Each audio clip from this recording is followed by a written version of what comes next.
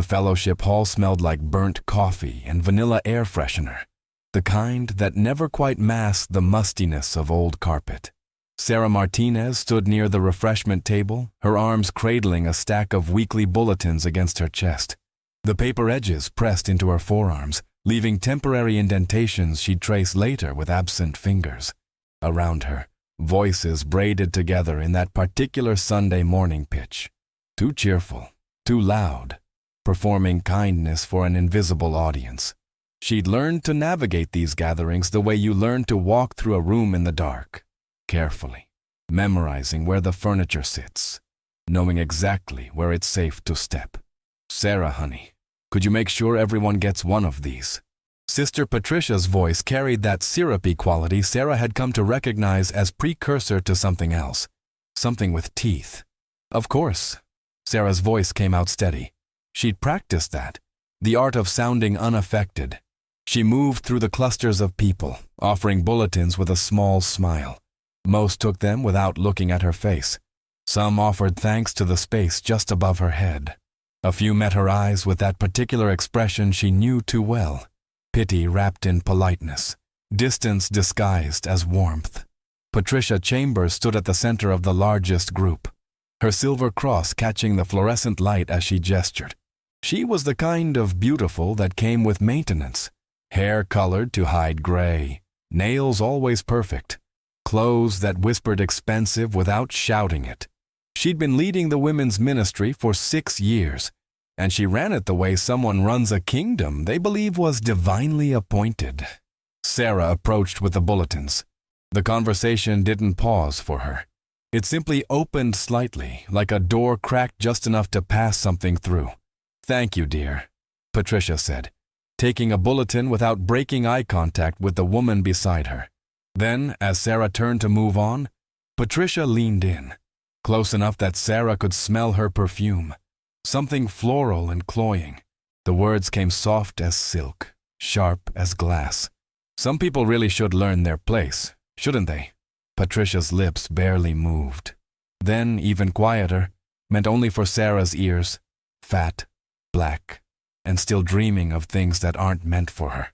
The laughter that followed was refined, cultivated, the kind that happened in expensive restaurants and church fellowship halls, places where cruelty learned to dress nicely. Sarah's hands didn't shake, her face didn't change. She'd trained herself for this, the way soldiers train for combat, through repetition, through necessity, through the understanding that survival sometimes means not reacting to the wounds. She adjusted the bulletins in her arms, redistributing the weight. She nodded, a small, neutral acknowledgement that could mean anything or nothing. Then she kept walking, her footsteps measuring and steady across the worn carpet. But something had lodged itself beneath her sternum, something that throbbed with each heartbeat. The service passed in a blur of standing and sitting, singing words she'd memorized so thoroughly she could produce them without thought. Pastor Graham's sermon washed over her, something about loving your neighbor, about the radical inclusivity of grace. The irony sat bitter on her tongue. From her seat in the back row, she could see Patricia 3 rows ahead, head tilted in that attitude of attentive devotion, occasionally nodding at particularly resonant points. Sarah wondered if Patricia heard the same words she did, or if faith became something different when you stood at its center rather than its margins. After the closing prayer, Sarah slipped out before the final song ended. She'd perfected this timing, late enough to not seem rude, early enough to avoid the lingering conversations in the parking lot. Her apartment was a 20-minute bus ride away. She sat by the window, watching the city scroll past, the gentrified downtown giving way to older neighborhoods, chain stores yielding to corner shops with hand-painted signs. A little boy in the seat across from her stared openly until his mother pulled him back, whispering something Sarah couldn't hear but could easily imagine. The apartment was small but hers. She'd painted the walls herself, a warm terracotta in the living room that reminded her of her grandmother's house in Texas. Photos covered one wall, her parents on their wedding day, young and radiant, her sister's graduation, her nephew's gap-toothed smile. She set her purse down, kicked off the shoes that had been pinching since hour 2 of wearing them, and sank onto the couch. The silence felt thick after the morning's controlled chaos. That's when it hit her. Not the insult itself. She'd collected enough of those to build a cathedral of hurt. But the realization that followed. If I keep shrinking, they'll keep stepping. She'd been making herself smaller for so long she'd forgotten what her actual size was. Smaller voice, smaller presence, smaller dreams. She'd learned to fold herself into whatever space people were willing to give her, grateful for even that. But somewhere between the fellowship hall and her living room, something had shifted. Maybe it was exhaustion. Maybe it was accumulation, the final grain of sand that makes the whole pile unstable. Maybe it was just that she'd finally had enough. She pulled out her journal, a leather-bound book her sister had given her for Christmas, still mostly empty because writing down the truth felt too permanent, too undeniable. But tonight, she wrote, I am done shrinking. I am done making myself small enough to fit into spaces that were never meant to hold me. I am done apologizing for taking up room in the world. 3 sentences, but they felt like tearing down a building she'd spent years constructing. Part 2. The Man Who Noticed. Marcus Chen had been attending Riverside Fellowship for 8 months, and in that time, he'd mastered the art of being present without being noticed. He wasn't the kind of man who commanded attention. Average height, quiet voice, clothes that were clean but unmemorable. He worked as an accountant for a mid-sized firm downtown, the kind of job that paid well enough but that no one ever asked about at parties. He'd been raised by parents who valued humility to the point of near invisibility, and he'd inherited their tendency to observe rather than perform, which meant he saw things other people missed. He saw how Sarah arrived 30 minutes early every Sunday to help set up, and how she stayed late to stack chairs and collect forgotten bulletins. He saw how she listened when people spoke, really listened, her whole attention focused on them even when they barely glanced her way. He saw the small flinches, so quick most people missed them, when certain words were said, certain jokes were made. And he saw Patricia Chambers, saw the way she moved through the church like a queen through her court, dispensing approval and withholding it with equal calculation. Marcus had grown up adjacent to wealth, close enough to see how it worked, not close enough to have it himself. He recognized the patterns, the way power operated through inclusion and exclusion, the way certain people became gatekeepers, deciding who belonged and who didn't. It bothered him more than he could articulate. He'd tried talking to his small group about it once, carefully, obliquely, not naming names. Do you ever feel like we're not really inclusive? Like we say it, but we don't do it? The responses had been defensive. Explanations about how everyone was welcome, how the church had clear values, how some people just didn't fit the culture they were building. The subtext was clear. Don't ask uncomfortable questions. So he stopped asking. But he kept watching. It was a Wednesday evening, after the midweek service. Most people had already left, but Sarah was still there, wiping down tables in the fellowship hall. Marcus had stayed to help lock up. Pastor Graham rotated the responsibility among a few trusted volunteers. The overhead lights made the large room feel both intimate and exposed. Their footsteps echoed as they moved through their tasks. You don't have to stay, Sarah said, not looking up from the table she was cleaning. I can finish. I know, Marcus said. He started stacking chairs, sliding them into neat rows against the wall. But 2 people finish faster than 1. They worked in comfortable silence for a few minutes. Then Marcus spoke, his voice careful. They don't see you. Sarah's hand stilled on the spray bottle. She looked up, meeting his eyes for the first time. What? The people here. He set down another chair. They don't really see you, but you're not invisible. Sarah laughed, a short, sharp sound without much humor in it. That's almost profound, she said, but her voice cracked slightly on the last word. I don't mean it in some mystical way, Marcus continued, still moving chairs, giving her the option to ignore this conversation if she wanted. I mean they're choosing not to see. There's a difference. Why are you telling me this? He stopped, turned to face her fully. Because I think you already know it, and I think you've spent a long time convincing yourself you're imagining things. But you're not. Sarah set down the spray bottle. Her eyes were bright with something that might have been tears or might have been anger, maybe both. And what exactly do you think you're seeing, Marcus? I see someone who shows up consistently, serves generously, and gets treated like she's tolerated at best. He kept his voice level, factual. I see someone who's kinder than the people who claim to lead with kindness. And I see people who should know better acting like you're less than them because— He paused, choosing his words carefully. Because you don't fit their aesthetic. Their aesthetic? Sarah repeated the words like she was tasting something bitter. Patricia's aesthetic, Marcus clarified. This place runs on her approval. Everyone knows it, even if no one says it. Sarah wrapped her arms around herself, a defensive gesture. Why do you care? It was a fair question. Marcus had asked himself the same thing more than once. Because it's wrong, he said simply. And because staying quiet about wrong things makes you complicit in them. They finished cleaning in silence, but it felt different now. Less lonely, somehow. As Sarah gathered her things to leave, Marcus spoke again. For what it's worth, I see you. Actually see you. And what I see is someone worth knowing. Sarah paused at the door, her hand on the handle. She didn't turn around, but her voice when she spoke was softer than before. Thank you, Marcus. After she left, Marcus stood alone in the empty fellowship hall. The fluorescent lights hummed overhead. He thought about all the sermons he'd heard about love and justice, about radical inclusion and Christ's preferential option for the marginalized. Words were easy. Anyone could say beautiful things. But actually seeing people, really seeing them, in all their humanity, that required something more. It required you to risk your comfort, your position, your carefully maintained place in the social order.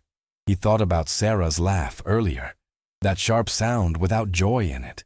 He thought about the way she'd wrapped her arms around herself, like she was holding something fragile that might shatter. And he realized something that both surprised and didn't surprise him. He was falling in love with someone who'd been invisible to everyone else. Not because he wanted to rescue her. She didn't need rescuing.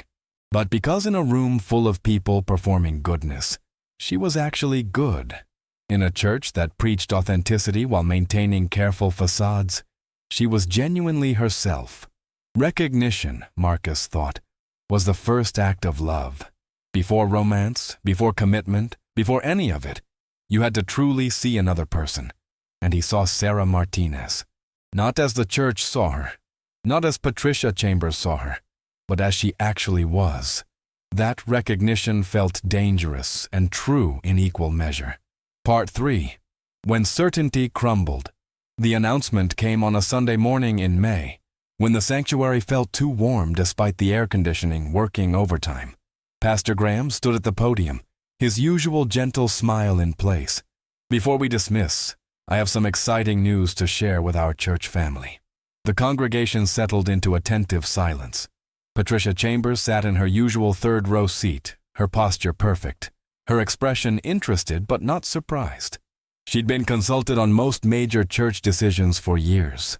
As many of you know, Pastor Graham continued, our missions coordinator position has been vacant since Brother Jerome moved to Portland.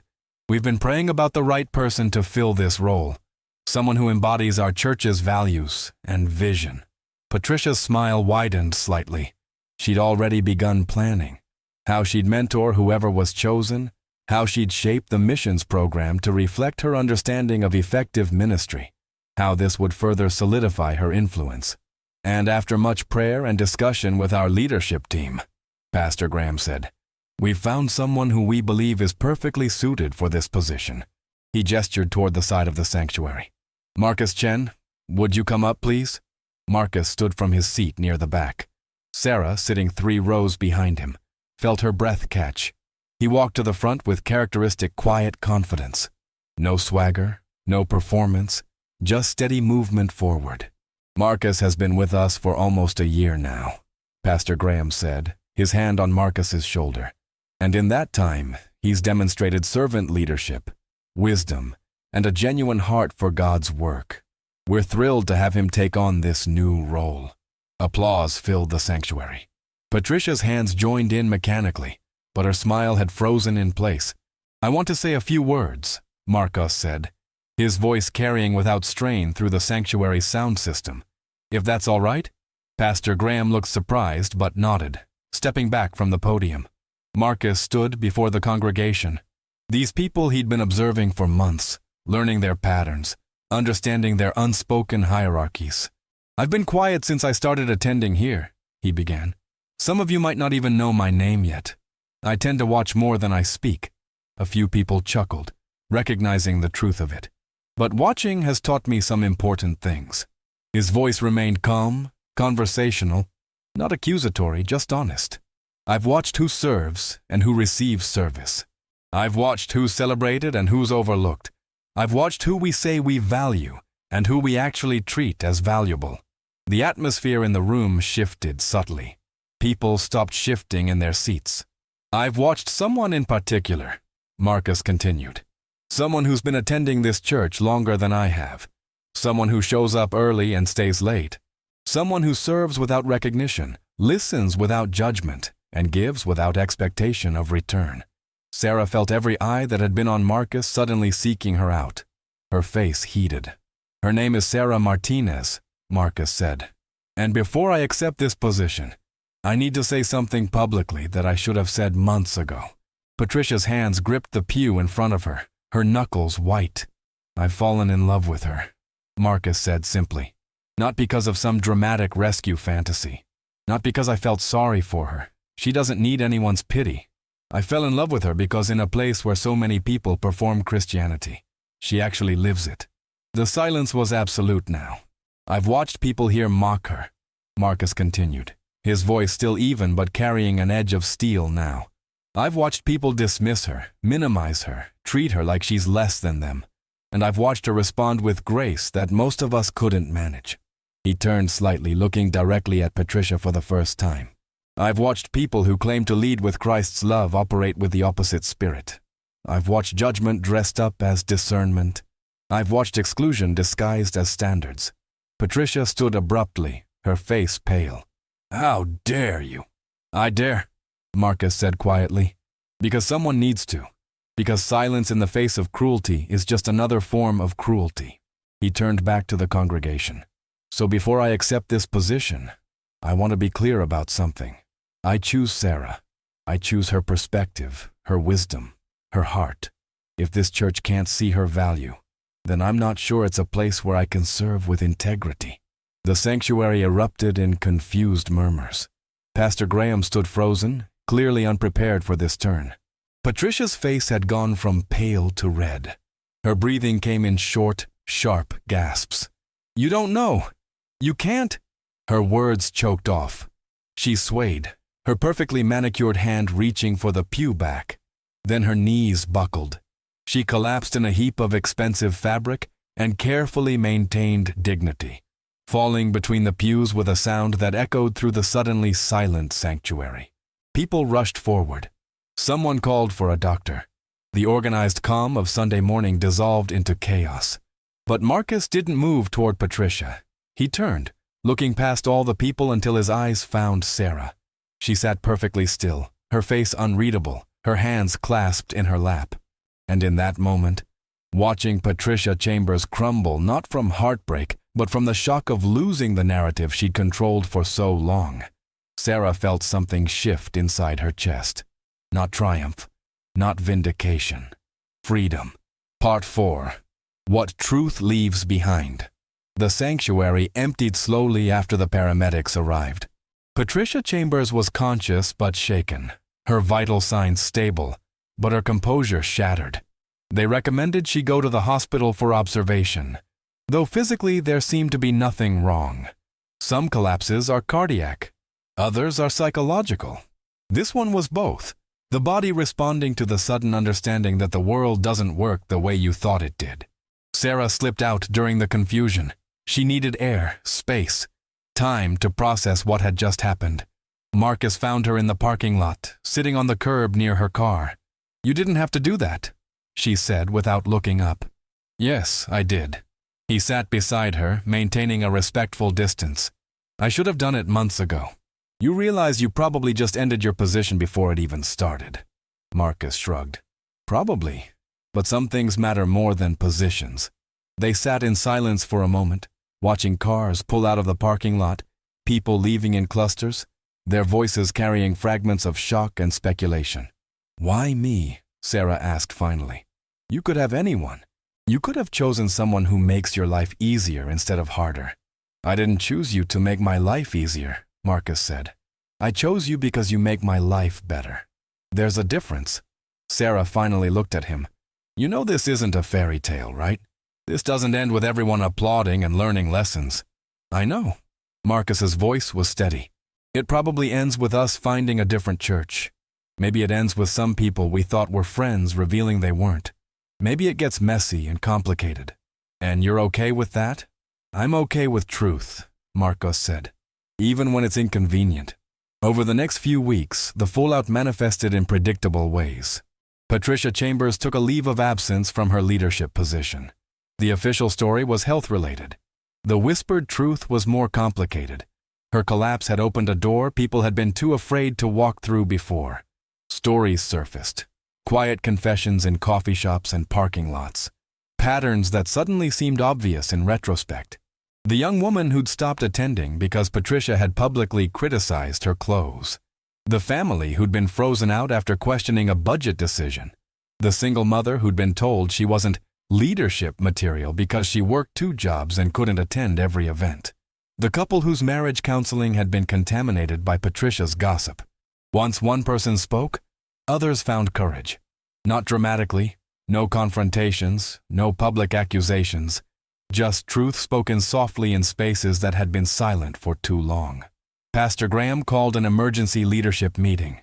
Marcus wasn't invited, but he heard about it from friends who were. The meeting lasted 4 hours. People who'd never questioned anything before asked hard questions. The mythology of Patricia's indispensability began to crack. 2 weeks after Marcus's public statement, Pastor Graham called him personally. "I owe you an apology," he said. "I've been a coward." Marcus didn't argue with that assessment. "I saw things," Pastor Graham continued. "I knew things. But Patricia had been here since the church started, and I took the path of least resistance. I told myself I was keeping the peace, but I was just avoiding conflict." "What happens now?" Marcus asked. "Now we figure out how to actually be the church we claim to be," Pastor Graham said. "And if you're still willing, I'd like you to help lead that." Marcus met Sarah at a coffee shop to discuss it. She'd been avoiding the church since that Sunday, uncertain where she fit in the aftermath. "He wants me to still take the position," Marcus told her. "Help rebuild the culture." "What do you want?" Sarah asked. "Honestly, I don't know." Marcus stirred his coffee absently. "Part of me wants to walk away, find a place that doesn't need this much fixing. But another part thinks maybe we're supposed to be here for this." "We?" Sarah raised an eyebrow. "If you want," Marcus said.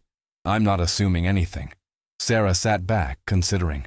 "I spent so long trying to earn my place there, trying to be good enough, serve enough, prove I belonged. And it was never enough because the problem wasn't me. The problem was a system that needed some people to be less than, so others could feel more than. So what do you want to do?" "I want to be somewhere I don't have to earn basic dignity," Sarah said. "Somewhere my presence isn't controversial. Somewhere love isn't conditional." Marcus nodded slowly. "That's fair. That's absolutely fair. But," Sarah continued, surprising herself, "I also know that if everyone who sees the problems leaves, nothing ever changes. Maybe the people who've been hurt by a system are exactly the ones who should help rebuild it." "That's a lot to ask of yourself," Marcus said gently. "It is," Sarah agreed. "But maybe I'm done making myself smaller.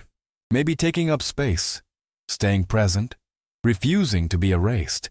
Maybe that's its own form of ministry." The decision wasn't immediate. Sarah took 2 more weeks away, attending a small church across town where no one knew her history. She needed the anonymity, the ability to simply exist without narrative. But she kept thinking about the younger women at Riverside Fellowship. The ones who looked like her, or didn't fit Patricia's aesthetic, or were learning to make themselves small the way she had. She thought about the cost of silence, but also the cost of abandonment. Finally, on a Sunday in June, she walked back through the doors of Riverside Fellowship. The sanctuary felt different, lighter somehow. despite nothing physical having changed. Or maybe she felt different, and it changed how she experienced the space. People noticed her arrival. Some averted their eyes. Others offered tentative smiles. A few approached with apologies she hadn't asked for but appreciated anyway. Marcus was there, sitting in his usual back row. He'd saved the seat beside him. "You came," he said simply. "I came," she agreed. Pastor Graham's sermon that morning was about rebuilding. Not just structures, but trust. Not just programs, but relationships. He spoke honestly about failure. Institutional failure. Leadership failure. His own failure. "We've confused niceness with kindness," he said. "Confused comfort with peace. Confused maintaining appearances with maintaining integrity. And in doing so, we've hurt people who deserved our protection." After the service, there was no dramatic reconciliation scene. No applause or public restoration. Just people staying to talk instead of rushing out. Just conversations that were more honest than performative. Sarah found herself in the fellowship hall pouring coffee when a young woman approached her. She couldn't have been more than 20, with natural hair and uncertain eyes. "I just wanted to say," the young woman started, then paused. "I've watched you for months. How you stayed even when people weren't kind. How you kept serving even when you weren't appreciated. It made me think that maybe I could stay too." Sarah felt something crack open in her chest. Not breaking, but opening. "What's your name?" she asked. "Jamaica." "It's nice to meet you, Jamaica." Sarah offered her hand. "Officially, I mean. Not just seeing each other from across the room." Over the following months, Riverside Fellowship didn't transform overnight. Culture change never does. But small shifts accumulated. Patricia Chambers eventually resigned formally. No drama, no confrontation, just a quiet acknowledgement that perhaps this season was complete. New leadership emerged. Not perfect people, but people willing to be honest about their imperfections. Marcus did take the missions coordinator position. Sarah joined the leadership team too, first informally, then officially. Together, they began reshaping what ministry looked like, making it less about control and more about service, less about maintaining image, and more about cultivating authenticity. They dated slowly, publicly, with the kind of intentionality that comes from knowing love is built in ordinary moments more than dramatic ones. And one evening, almost a year after that pivotal Sunday, Sarah stood in front of the congregation, not to be honored or elevated, but simply to share. "I stayed," she said, her voice steady, "because I believed truth would eventually speak louder than cruelty. I believed that light, given enough time and enough courage, would expose what was hiding in darkness." She paused, looking out at faces that were now familiar in a different way. And it did. Not because of one person's courage, but because of many people's small choices. The choice to see instead of looking away. The choice to speak instead of staying silent. The choice to stand with instead of standing by. There was no applause, just quiet acknowledgement, the kind that happens when truth is spoken and received. After the gathering, Sarah and Marcus walked to his car together. They didn't discuss the future in grand terms. No engagement announcements, no dramatic declarations. But he held the door for her with genuine care, and she accepted the gesture without making herself smaller to fit through it. They drove away from Riverside Fellowship that evening, not rejected, not vindicated, just present. Two people who'd found each other in a place that hadn't wanted them both at full size. And Sarah Martinez, who'd been called too much and not enough in the same breath, who'd been labeled and dismissed and told she was dreaming above her station. She drove away chosen, not because someone had rescued her from her circumstances, but because someone had seen her clearly and loved what he saw. She'd won not by humiliating anyone back, not by proving herself worthy, not by shrinking enough to fit their standards. She'd won by refusing to disappear, by staying present even when presence was painful, by maintaining her dignity when others tried to strip it away, by believing, despite all evidence to the contrary, that truth would eventually matter more than performance. And in the end, love didn't just choose her. It proved that everyone who'd underestimated her had been fundamentally wrong. not because she changed to meet their standards, but because their standards had never been the measure of her worth in the first place.